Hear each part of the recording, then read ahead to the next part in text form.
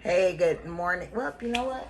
Good afternoon. I'm just getting out of my room because I was having Bible study and prayer. I needed it today more than ever. I mean, I need it every day, but some days are like you need it more than others. So anyway, I am about to make me some coffee, and then we're gonna jump into some personal development stuff today. I figured I would start where God started with me, which is stop being pretentious. Yeah, it's a lot of layers to that. So when I get back, we'll just jump right into it. And I told y'all, God didn't give me no eyebrows. Y'all thought I was playing, but He really didn't. But it's okay. That's what makeup is for. All right, see y'all.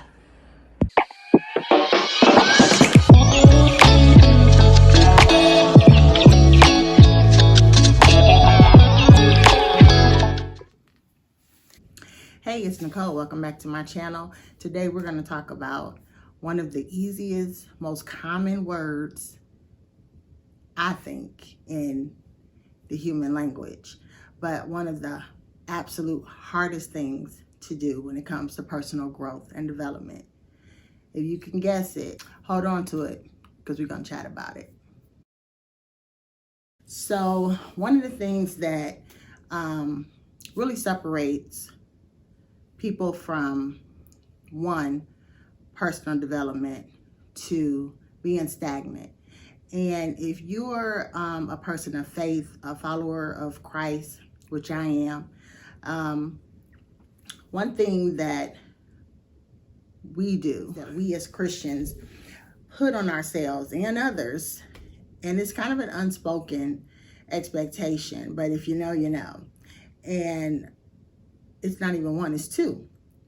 One is, don't make a mistake, and where's your faith? And so that one thing that I said that is very common, but yet very difficult to actually do regularly, and not just with ourselves, but with each other, is being honest. Being honest is one of the most difficult things. And I know you probably hearing that word and like, yeah, right, that's the word. Think about it. Oftentimes, and I'm I'm gonna speak to myself as well. Use me as an example.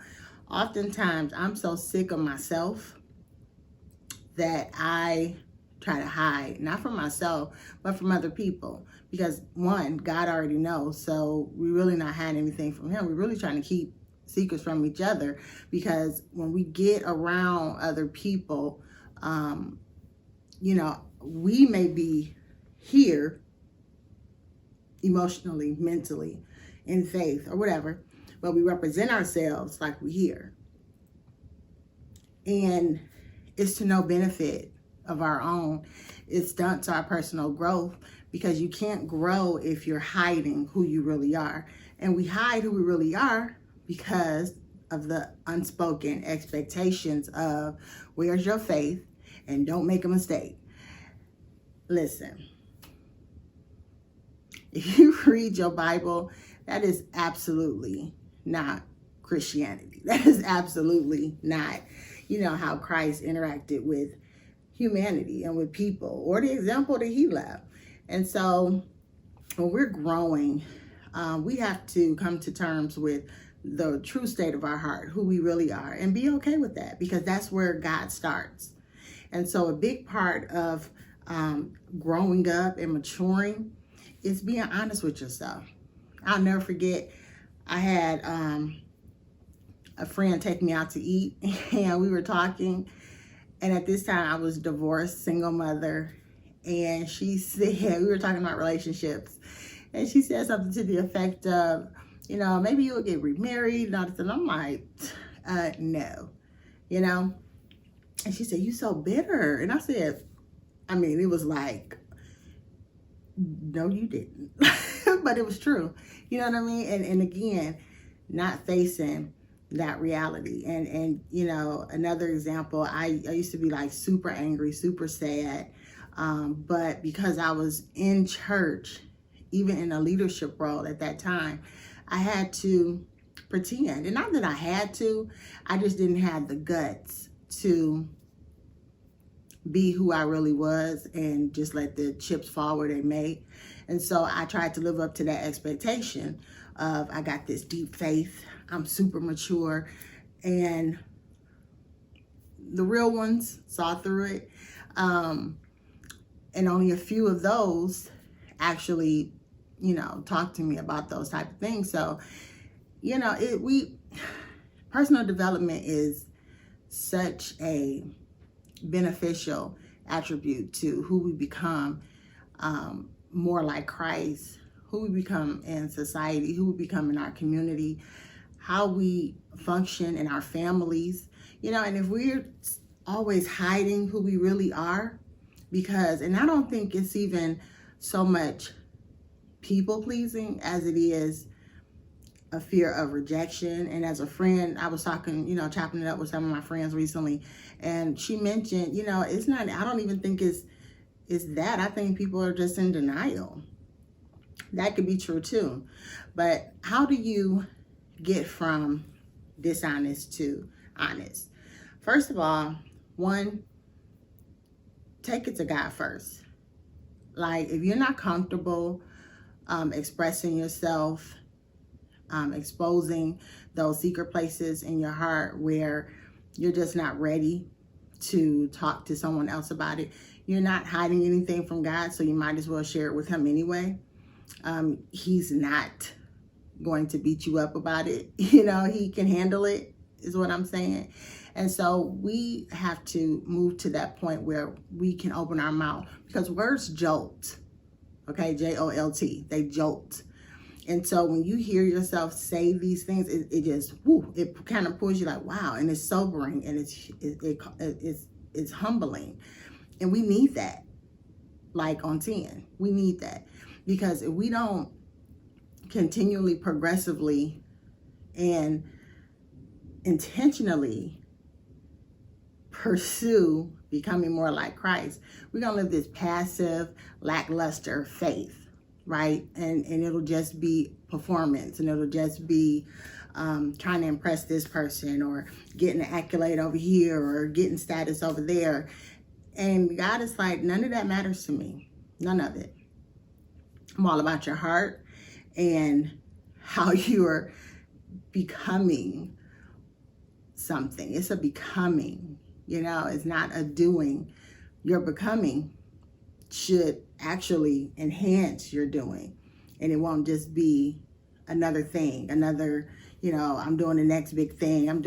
That's so not important to God. He's all about our hearts and us growing and maturing to love, not just him, but each other. So another thing I want to talk about is not just one, getting honest with God, but getting honest with yourself. Like, honestly, I used to be so sad. I mean, a pen can drop and I'd be like, why are you making so much noise? Like, just irritable and sad, really. And there's really no other way to name it, because that's what it was.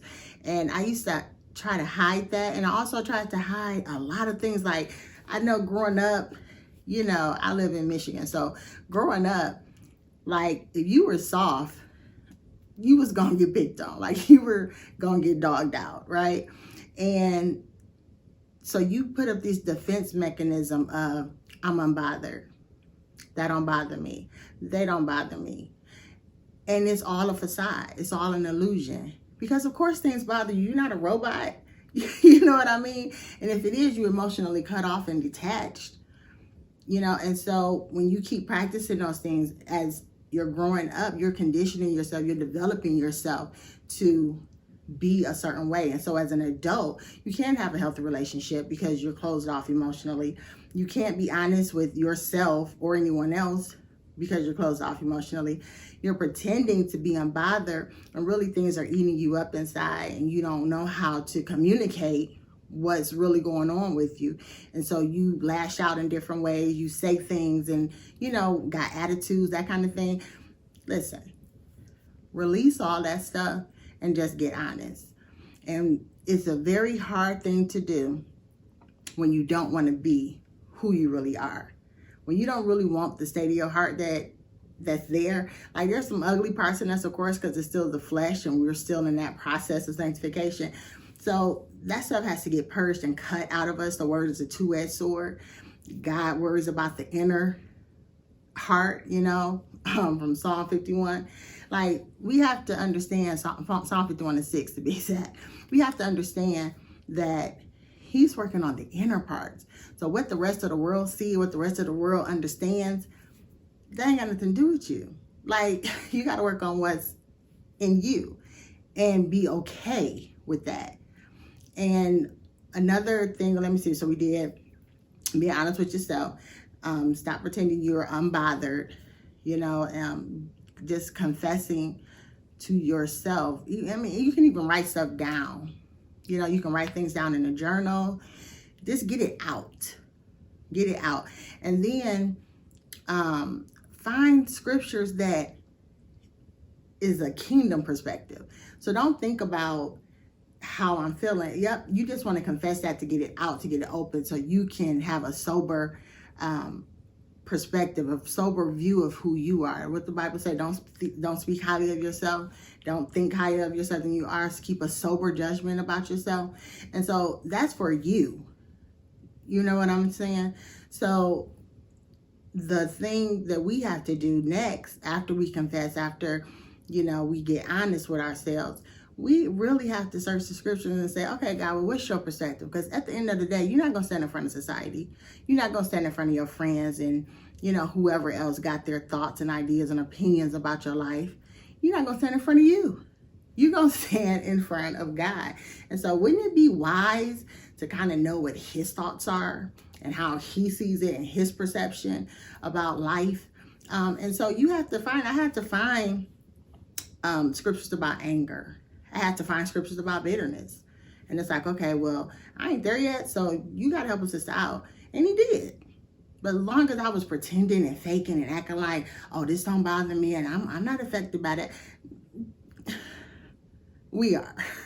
And it's okay to say we are, because that's where God starts. So, listen, that's all I got for us today.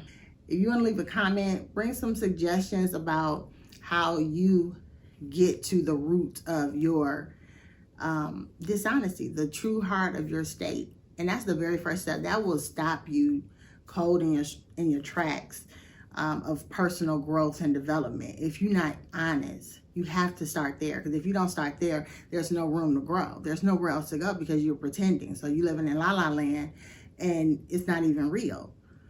And so that's not how God wants you to live. He wants you to live abundant. He wants you to live free. He wants you to live healed. And he wants you to live whole. So until next Thursday, keep it kingdom.